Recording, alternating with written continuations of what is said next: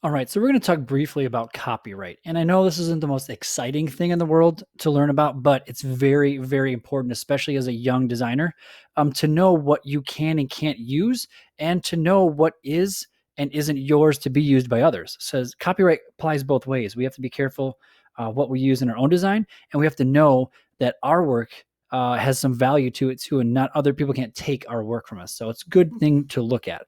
So what's the point of all this? It's going to teach you guys what copyright and fair use is and how it applies to your own work and how not to violate it when creating your own work.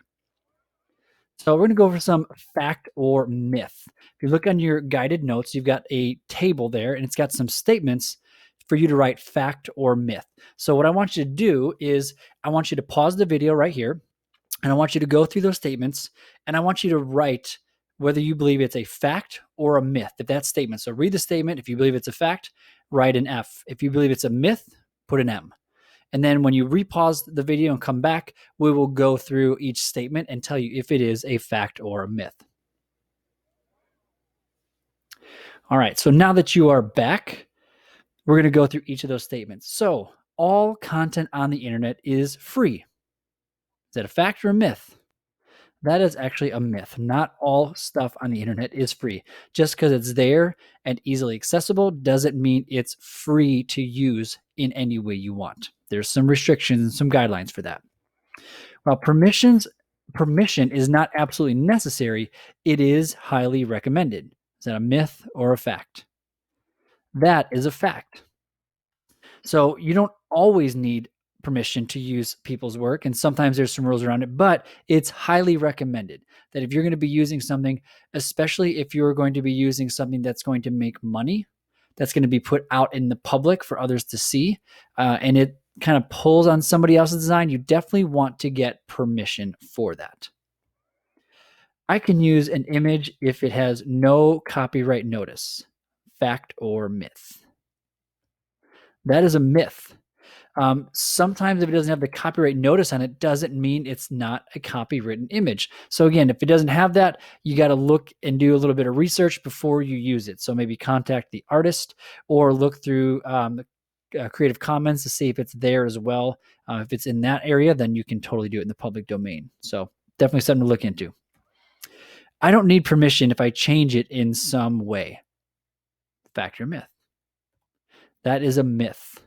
Again, even if you change it in some way, you still need permission for that. And in order for you to not need permission, there's like a percentage. You'd have to change it over 80% of the design to maybe not need permission. But again, kind of like that second one there, it's highly recommended that even if you're going to change a majority of like over 80% of the design, I would still not take a chance and I would go and make sure you get some information on that.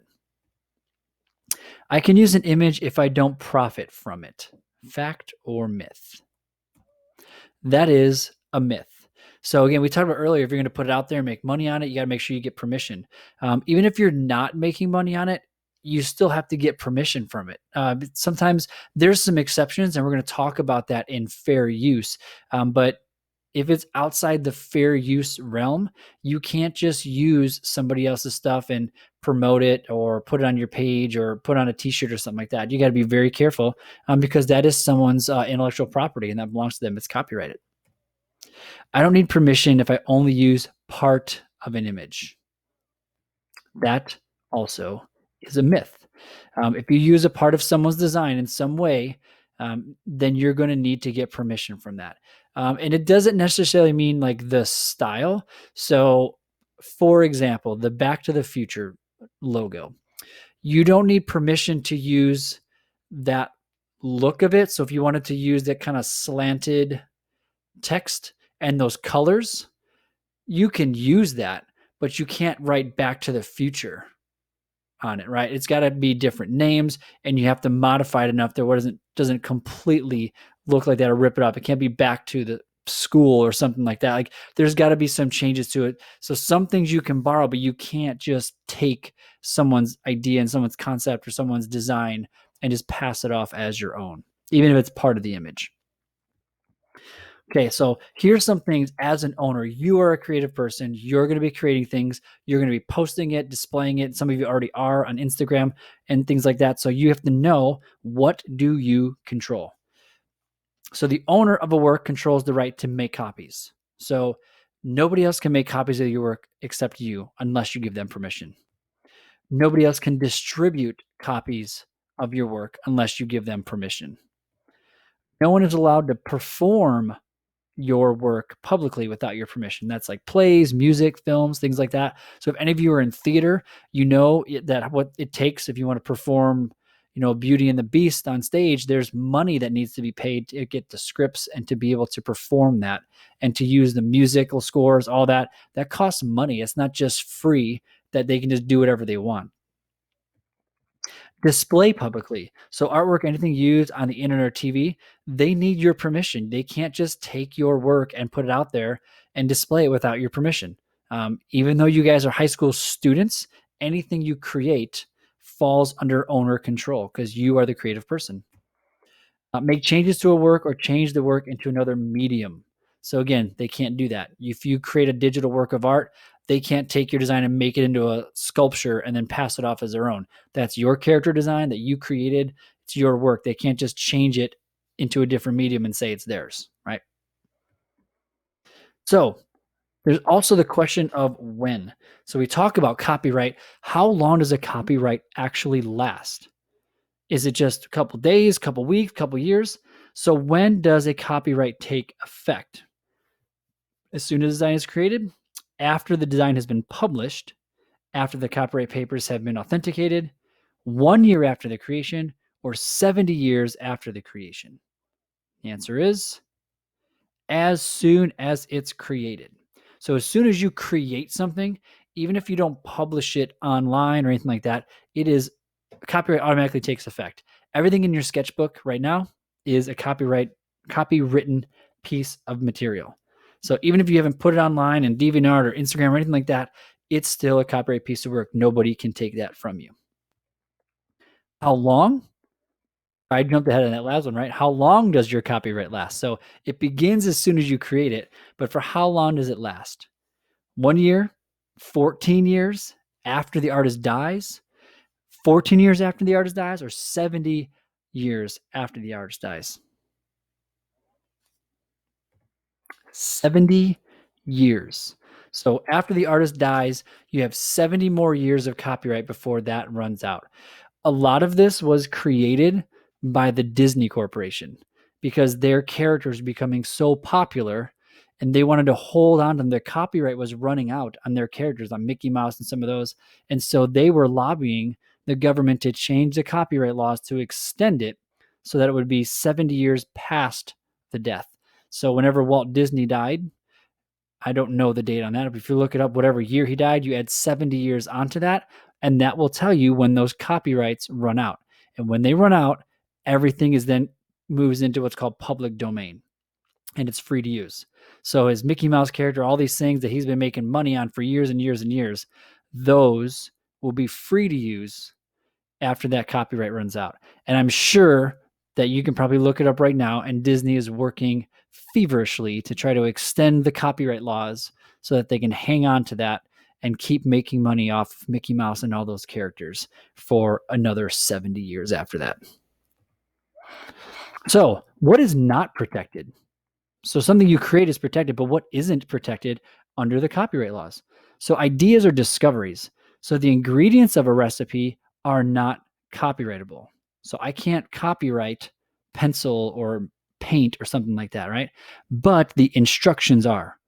So, I can copyright the instructions to a recipe, but I can't copyright the ingredients in it. I can copyright the final painting I create, but I can't copyright the materials I use to create it because those are free for everyone to kind of use. Titles, names, short phrases, and slogans.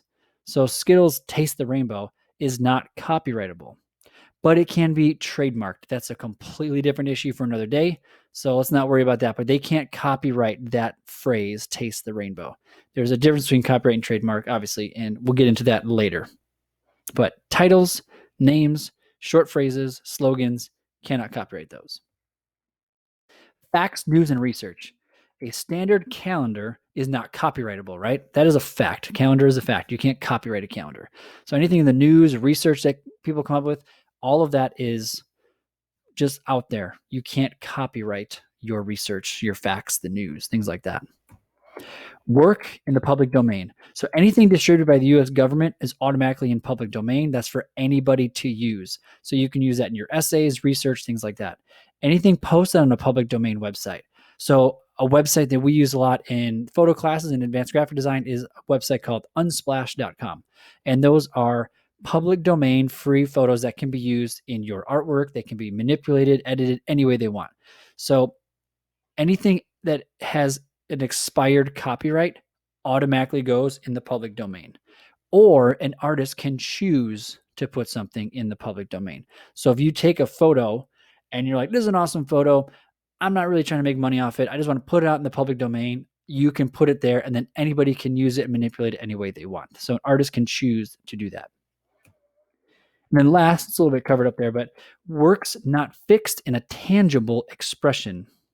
So a tangible expression is in quotes there. So an unplanned speech that are not written or recorded. So if somebody's asked me to come up and give a speech about something, I can't copyright that. But if I write out a speech and it's planned and it's written out and I'm going to record it, that can be copyrighted. Okay. So when you think of like Martin Luther King Jr.'s I Have a Dream speech, that was a written speech that he did. It was recorded. It was planned. I'm pretty sure that's a copywritten speech. Like you can't just take that for your own and use that. You'd have to get permission to reprint that. You'd have to get permission to put that in a song or put that in any kind of writing or any kind of visual piece that you do. Okay, so those are things to think about. So what is protected? Here's some examples of some things. Architectural design, books, magazine articles, street dances, song lyrics, news events, film and theater, historical documents, children's names, musical scores, photographs, math equations, digital graphics, and sculptures. Which of these do you think are protected? I'll give you about 30 seconds to think about that. You can pause the video here and take a minute. All right, let's take a look and see what is protected. There you go. So what is not protected here? Like street dances. Those are just kind of random. Unless you guys had a routine that you planned and you're recording it, that could fall under that. But usually that could fall under it. That's a performance. News events, can't copyright that. Math equation, can't copyright that. Historical documents, those are facts, can't copyright that. Children's names, can't copyright a child's name. But film and theater, musical scores, photographs, all those things, digital graphics are all protected under copyright.